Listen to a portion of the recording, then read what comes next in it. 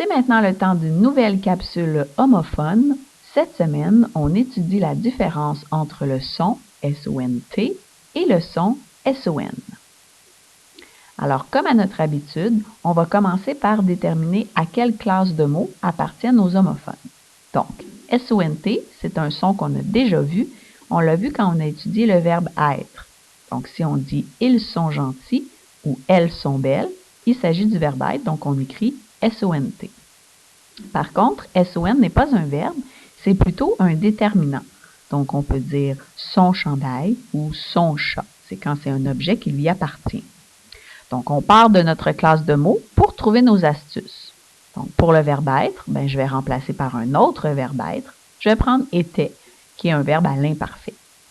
Donc, si dans ma phrase, je peux remplacer par « était », ça veut dire qu'il s'agira du verbe être, donc j'écrirai S-O-N-T.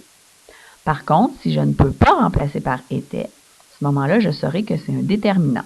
Je pourrais essayer de le remplacer par un autre déterminant, donc un ou une, et à ce moment-là, je pourrais écrire S-O-N. Voyons ce que ça donne avec des phrases. Marco et son chien se promènent dans le parc. Donc, j'essaie ma stratégie. Marco et était chien se promènent dans un parc. Ça se dit vraiment pas bien, donc je vais essayer la deuxième astuce. Marco et un chien se promènent dans le parc. Voilà, ça se dit très bien, donc je sais que le son que je vais devoir utiliser est le S-O-N parce que c'est un déterminant. Phrase suivante. Ils sont heureux de profiter du beau temps. J'essaie mon astuce. Ils étaient heureux de profiter du beau temps.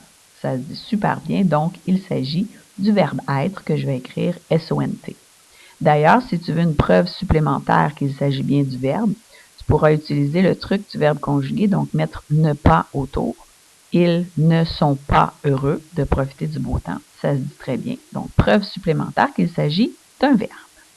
Alors voilà, c'est maintenant à ton tour de te pratiquer, parce que n'oublie pas, les homophones sont faciles à pratiquer.